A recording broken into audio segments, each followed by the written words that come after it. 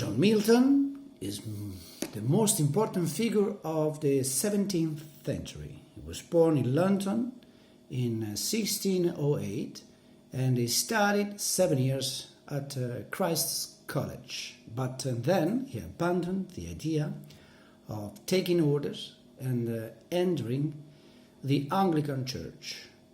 So he went to live at Horton in his family's country house, devoting himself entirely to his vocation, the poetry, reading both classical and modern writers.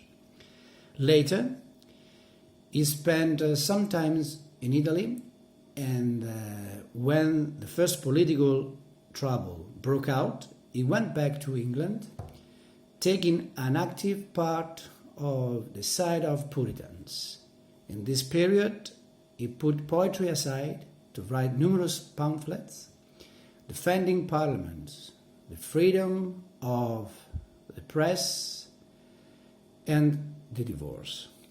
He was appointed Latin Secretary of Cromwell, but after the Restoration and after becoming blind and losing his 2 wives, he was imprisoned and ran the risk of being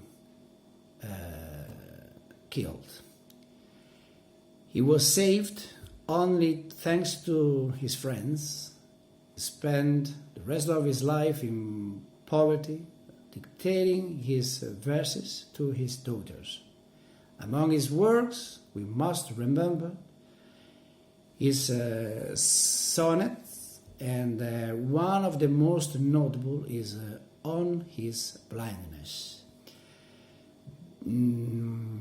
It was on the last period of his life that he wrote his best work, Paradise Lost and Paradise Regained, and the poetic drama, Samson Agonists. This last work presents many autobiographical elements. Samson is chosen by God to free the Israelites from the Philistines and loses his extraordinary strength, which derived from his long hair.